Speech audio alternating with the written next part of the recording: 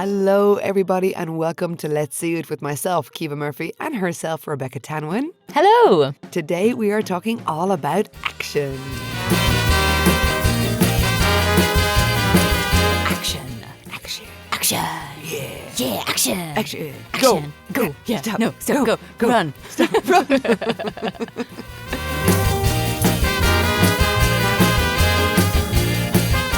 So, talking of action, Kiva, do you find it easy to take action in your life?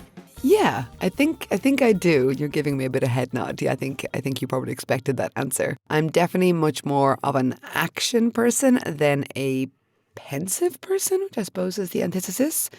I'm much more, I think it's basically my dad's fault. One of his many phrases that he uses is being less talking, more action, which hasn't led to myself and my brother really being stopping and thinking and feeling so much, which maybe also had its drawbacks. But it definitely meant that we're like, okay, what's the thing? Let's do the thing. Let's make the thing. Let's go. Let's do. Okay. Then we see what happens. Instead of, I think there's positives to stopping and thinking and planning. And I'm definitely not a planner in a huge amount. But there are also positives to being action-based and getting things done and then seeing the repercussions. Definitely. And because you can get stuck in planning. Yeah. I love a plan. I I know. love to do loads of planning. I have lots of lists, lots of planning. Because it can be a safety net to actually doing the thing. Yeah. You're like, I'll plan the thing. I'll think about the thing. I will write, very complicated schedules around the thing. And then, but you got to do the thing eventually. That part, that scheduling, writing, planning part, I have so little patience for it. Like really bad. To the point where I'm like, oh, I'm going to do this thing.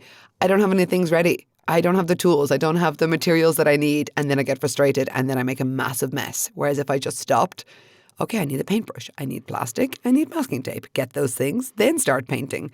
And instead there's paint everywhere. And then like, I'll fix it later. Action first, clean up after. But it just get done. It just get done. So there is that side to it. Exactly. I think it's more with you optimizing the process. That 10 minutes, 15 minutes of planning, of gathering your materials would save you time at the end. Yes, for You'd sure. still get it done. You're getting it done. It's just about then Making refining. it easier. Yeah, refining refining the process for you. You are very front-footed and very proactive and do things, an action-based sort of person. Whereas I always thought I was kind of quite action-based. Let's do it. Let's go for it. In a creative sphere, I am quite like that. But if I'm doing something else that I don't want to do, I will be like, oh, I'm just going to plan that for about, 3 days. And then eventually I might get around to writing one email. And there is definitely some kind of resistance in me to that sometimes. Because in the rehearsal room, I get quite frustrated with a lot of chat. Yeah. If you're rehearsing something or working on something and there's a lot of intellectual chat going on, I understand that's important, but in the rehearsal room, the wonderful thing you have is you have a chance to play, you have a chance to physically do things, try things out. And be there, present, in action. Exactly. Yeah. You can have all the thinking time you want outside of the rehearsal room, all the prep time, all the backstory time, all the visualization, all the anything else you want to do, actioning your script, all that kind of stuff. But when you get into that room, it's your opportunity to give it all a go.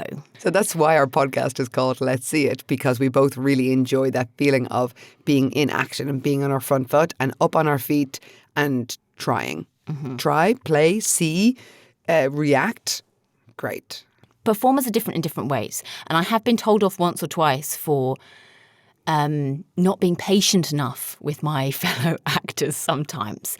As in, I've had two directors have said to me, you need to cut them a bit of slack. Not because I'm mean or anything. It's This is just when we find out Rebecca's a bitch. This is the moment. 22nd of May, 2023. It's because I operate fast. I work fast. You tell me a note, I'm like, yeah, got it. Okay, let's go. Let's move. Let's try. And when I was a younger actor, I didn't have as much patience for them not picking up on the note as quickly, which is something I've learned. It depends how people learn, Mm-hmm. right? I mean, you're talking about learning, but I see the same in an improv class. Sometimes I don't want to explain the activity too much. I'm like, I'll give you the vague parameters and then let's just see it up on its feet and then we'll see. Let's just try it in action. And then whilst we're in action and there is movement, I might add some side coaching or an extra layer to the game or throw a curveball to see how you handle it. And I'm not doing that because I don't want to spend the time teaching, but I think learning in action instead of getting into your head. You can stand in a circle for 5 minutes and I'll explain to you every in and out of this exercise, and then you'll get in your head because I've given you all this intellectual information like, oh, and then you do this, and when this happens, do this, and when this happens, you could potentially do blah, blah, blah, blah, blah, blah. Whereas if you're in action and there is momentum there in terms of a physics, and then I just give you a little bit of something extra, you can just assimilate it. And I find that it's much easier to teach in that way of like, we've got a little bit of thing and let's just add a little thing. Oh, you didn't expect it. And now look where you are. Yeah. And you end up somewhere that you didn't expect because you didn't let your head kind of get in your way. Yeah, and it's little step by little step, little piece by piece to build that exercise or that performance or whatever you're doing. Rather than starting with a huge load of instructions and jumping straight to the end goal, it's little bit by little bit. And this kind of over-intellectualizing in lots of ways in life. But I was thinking about it specifically in performance. Again, another director once said to me, we don't want you to play your backstory. We don't need to see that as an audience. We're interested in this moment right now happening in front of us on stage. I'm specifically talking about stage here. So say, for example, mother and daughter scene. Of course, there's a huge backstory. And you as an actor need to know what that is, like what your relationship is with this person. But the audience don't need to be told it. They will see it in how you say, oh, morning. You know, they'll see all of that depth. But they just need this moment played, this conversation played in the present moment in front of them. And that releases the actor from trying to bring all this sort of depth, as you say. If you've done the work, it's there in your body and you play that moment. Even if you're doing improv, I think it's the same thing. I mean, we've talked before, I think, about the story spine, the story structure. Maybe we haven't. Oh, no, we haven't talked about. Oh. Yeah. Oh, okay. Go for it. Ask a question. What is it? Story structure, story spine. Story spine. What's story spine, Kiva? So story spine is a way to set up a story. So the idea is once upon a time. So we set up the world. Once upon a time, there were two people in a podcast studio. Yeah. Every day they met up, they spoke, they talked, they chatted, they had their microphones. So we're setting up the status quo where the story starts until one day. And this is the action point, right? This is the moment. Why are we telling the story about this one day? Until one day, the podcast studio went on fire. And so they had to find a new venue. I'm sorry, I know it's your house. Not. It won't. Until one day, the Milo the dog interrupted their studio recording and they decided to make a dog podcast. Who knows? But we want to see that action, that moment where something has changed. It's the Harry Potter, today you're a wizard. Mm-hmm. We don't need to know, okay, yes, we had the status quo. He lives under the stairs. He's got an awful family life. Until one day, someone came and told him, you're a wizard, Harry. Great. And now we want to see the story because we're in action. We're in the change. We're in the... What's this action that I'm doing with my hand? We're in the mix. We're in the melee. Share the melee. It's like a twirly action she's doing. Twirly action. They're like we're in the movement. We're in that feeling. And then after that, the rest of the story structure kind of continues. So we have once upon a time, every day, until one day, and then we have because of that, this happened. Because of that, you can have as many because of that you want. And it's the idea of you can have goals, you can have obstacles that get in your way, you can overcome things, you can meet a friend who helps you overcome whatever the journey that this hero is on. It can be anything. As many because of that's cause and effect in through the story until finally, and you're kind of bringing the story to a close. And then ever since that day is the last part. So it's how the world has changed, the internal world, how the entire global world has changed, and how all of the story and all of these action points that have happened, what's the result of that? How are we different?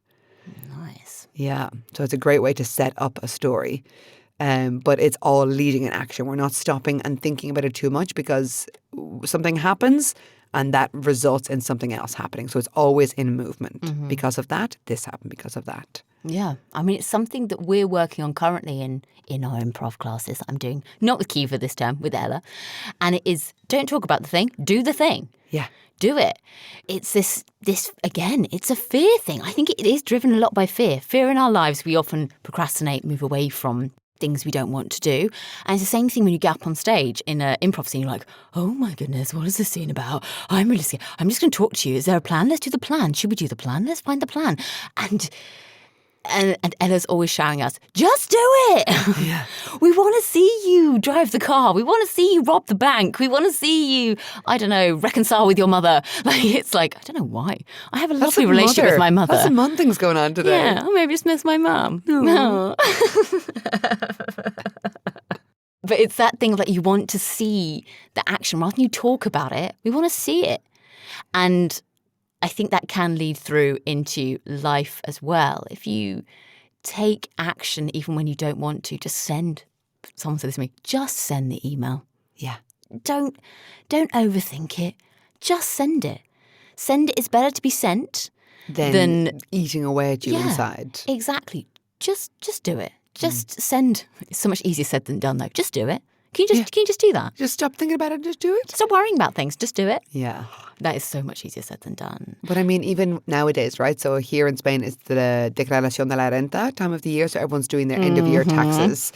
And I have some friends who are like, I don't want to call my gestora. I don't want to call my accountant.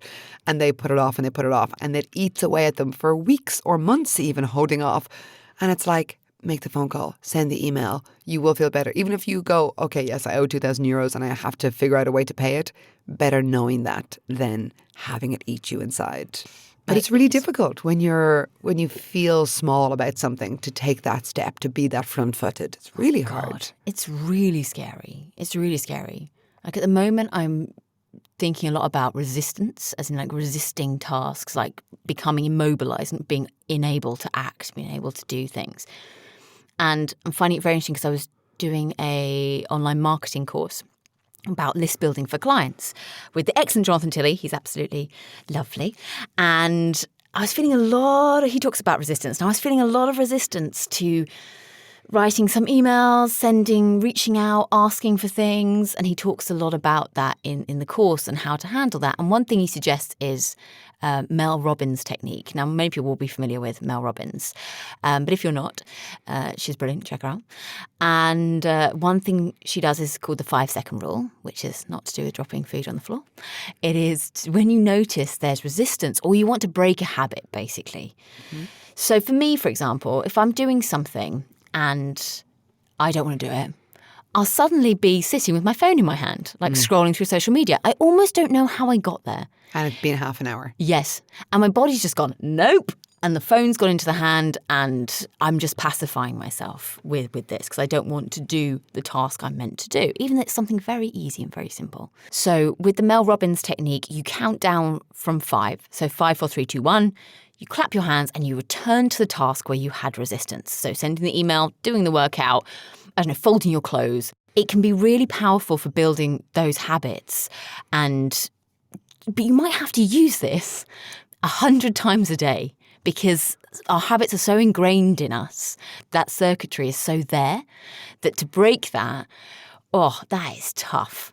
So when you notice those points of resistance, it's a lovely little technique and it does definitely work if you commit to it. Because you can override it as well. The brain's very clever. The brain and body are very clever. And they'll be like, nah. We don't want to help ourselves. No. We want to get in our own ways. And there was a Q&A actually with Mel. Someone had asked, it's not working for me. It's not working for me. And she was quite tough. She was like, you don't want to change. You're in your own way. She said, the technique works. You are resisting the technique. So you have to be like, yes, let's go. And she said, use it as many times as you want. Keep doing it. You might use it every 5 minutes until it becomes more habitual, yeah, that you don't feel that kind of resistance. But yeah, I'll put a link to that as well in the show notes for you. So many links. Oh my God. You guys are going to have so many things to click on. So much info. I was thinking about the word action on the way here this morning. So I just filmed a commercial on Thursday. We were in this pretend helicopter, and then the huge big arm came and it turned. So we had to turn our bodies and pretend that our gravity was turning and moving. It was very complicated. So normally I hear the word action and it's like, woo, and it's that call to action, right? It's that moment of like, everything's... Action. Yeah, but it's great. I've learned to love that feeling. And we've talked about this idea of nerves. And yeah, I do get nervous. Of course, I'm human and it's a lot of pressure, a lot of people kind of riding on this couple of seconds. And you know that there is an art department, a sound department, a lighting department, a costume department, all working together for this one moment of action. So it's an awful lot of focus on one place. So yeah, I try and turn that action nerves into like excited nerves. Mm-hmm. But last Thursday, it was so complicated. It was... I felt a bit like Tom Cruise-ish because it was like the camera goes there, there's first action there was a wind machine, hold these things, let go of these things, the second action, the gravity has changed, and then the third action, this thing. So they just kept using the word action to be like step 1, step 2, step 3 of this process. And the whole thing lasted 3 seconds. And the arm, which is worth 100 grand, was literally touching my face. So I had to be within millimeters. I had to literally touch the camera and then have it move. So it was all so incredibly precise whilst having a cold and having like 3 wind machines in my face. Oh my God. It was madness. It was absolute madness. And it was like, action, another action, third action is this. And it's like, oh my God. Oh. So that word... that word for me this week in particular is still an exciting word. And I love hearing the word action. It's like, let's go. What's going to happen? But also like, oh my God, don't get it wrong. Yeah. And I think that's true for life. You know, you're getting up in an improv scene and like, okay, so let's get 3 people. Okay, and go. Let's see this scene or let's see this activity. And I'm sure there's some moments people are like, yay, finally. And they're jumping up to get up. And other times where you're like, I don't feel it. I don't have it. It's too hard, too complicated, too hard basket. I think that happens in life as well. Some days you wake up and you're like, right, let's do this. I've got your day. And then other days you're like, no, I haven't got this day. This day is not my day. And there's some days you feel ready for action and other days you just don't. You feel a little bit more like you want to hide away. And that's okay as well. But I think it's that thing of being able to, like you said, switch it on slightly. So when you are going into the office or into a meeting or something, being able to go, right, action, let's go. And have that kind of feel that you're front-footed and you're stepping into this with... You might not necessarily know what's going to happen, but you're going to go into the action, you're going to do the thing and see what happens. Yeah, literally face into the wind instead of let it blow you the other way. Exactly. And it's scary.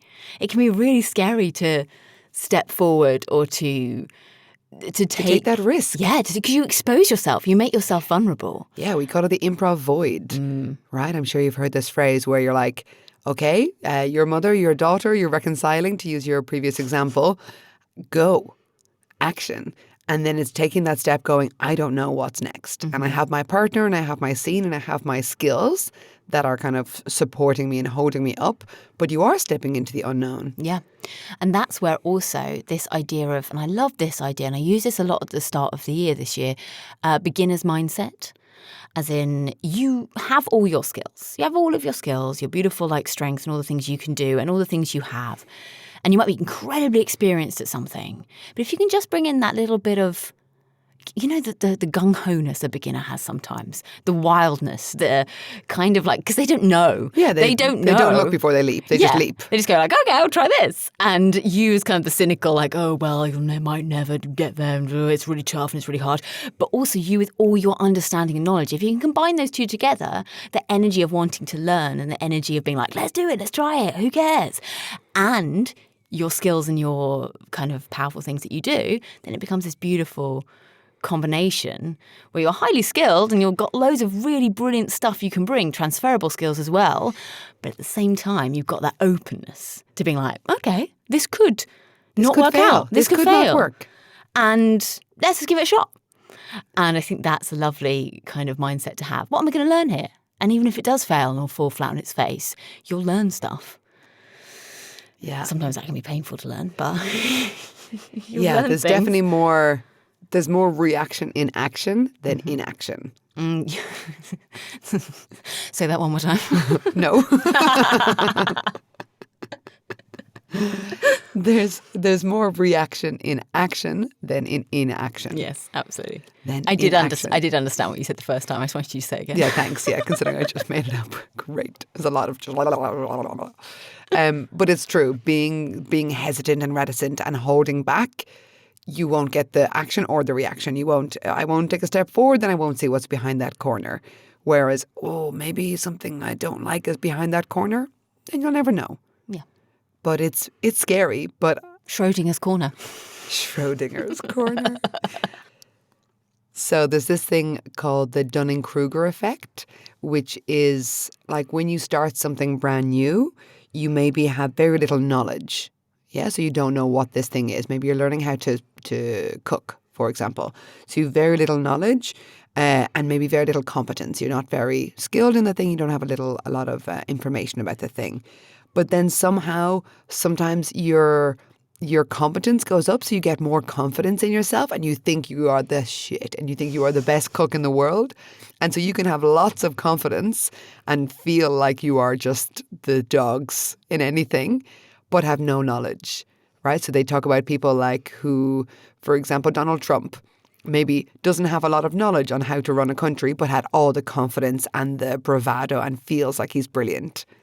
And you can also have the opposite effect. You can have loads of knowledge. You can be really very wise and know how to cook and know everything about the science behind food, but then not have the confidence to kind of go out there.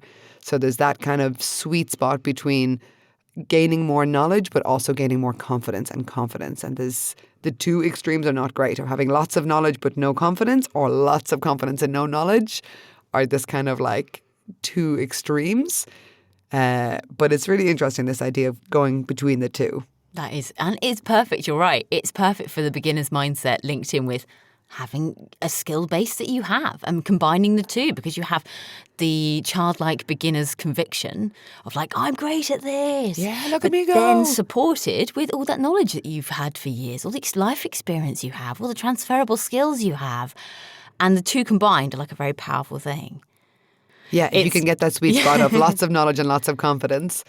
Because, things go up and down. Like when you're learning a new skill, you're like, I'm in action. This is great. Everything's moving. And then things will plateau. Oh, of course. And of course that will happen with any skills. You're learning how to cook. You've learned the basics. You think, wow, 2 weeks ago I couldn't do that. And now look at me go. And then nothing changes for a while. And you're in this plateau bit. And it's part of the Dunning-Kruger effect. Yeah. So, Kiva, do you have an improv game or something we can play that kind of encourages us to think about action or to take action? Yes, there is a game that we can play with action. Obviously, action will be easier if we can move, but we can try it here in the studio. So there's a game called a shared narrative. What will happen is you'll start with a line of dialogue in your character. We'll give you a situation to get started. For example, we're two people on a train that don't know each other. Okay. You'll start with a line of dialogue and then I'll direct your action and then I'll add my line of dialogue. Okay. Then you'll direct my action and you'll add your line of dialogue. Okay. We'll try. It's a difficult game. This is a tricky one, but we'll try it. So Okay. Okay. So we're two people on a train. And I start with a line of dialogue. Sure. Okay. Excuse me, is the seat taken? She said whilst biting her fingernails. No, I suppose not. You can have it. She said while shuffling in her seat. Oh, great, thanks. She said while sitting down with a big heavy sigh. It's just that I was really hoping that there's this guy that I like and sometimes he takes this train and I was really hoping he would sit there. She said whilst quickly looking around the carriage. Nobody ever meets anyone on a train. She said whilst popping her chewing gum obnoxiously.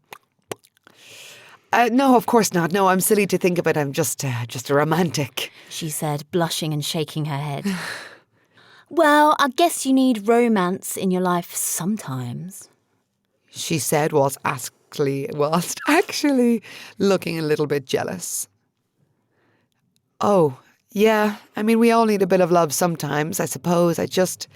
I've tried the apps and it's not working for me, so I thought maybe the old-fashioned way would work.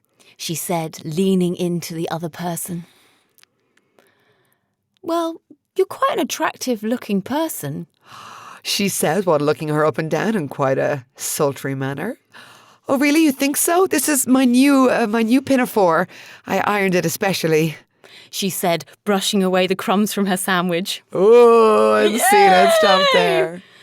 That was okay. Yeah. I enjoyed that. I started to get into it. And we Yeah. started to get like characters and like... Exactly. So you can kind of add that spice by giving the other person the action. Well, yeah. I mean, this is the thing. Show it. Yeah. Show the action. And this is a thing that happens all the time in screenwriting is we're always told, I remember one, I've done one module in screenwriting, so there we go. But I was told something that stuck with me always when we were analysing the scripts. They said, this isn't a book, this isn't a novel, this isn't a short story. We need to see what the character does. Show us what the character does. It's a visual medium. It's not, you can't write beautiful descriptions like you do in a novel, which is a different medium and a brilliant one. But on screen, we need to see what happens. And there's a great example of it in the fantastic Christopher Nolan film, The Dark Knight, where the Joker comes in and you meet the Joker for the first time, walks into this kitchen full of like goons and mobsters, and he has to kind of show who he is immediately. So he does this thing, I'm sure many people are very familiar with this scene. He goes, how about a magic trick? Sticks a pencil on the table, point up. A goon walks over to be like, oh, get out of here. And he grabs him, slams his head down the table and kills him with the pencil, basically. And he goes, it's gone. Because it's gone into the goon's head, if anyone who hasn't seen the movie.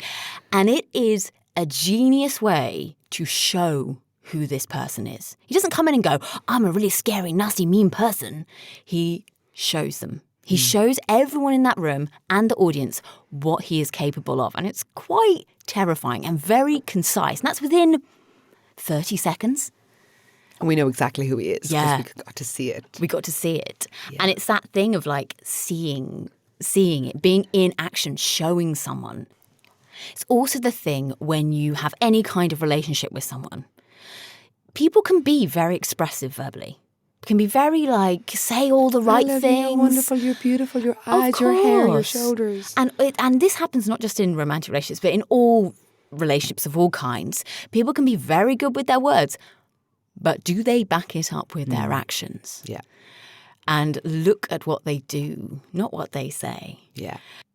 I mean, sometimes you need a bit of a combo, but if they're not backing up what they say with their actions, then those words don't really mean much, because I think we are a very action-based species. We're animals. Yeah. We need the action. We crave it, and we think it stays with us.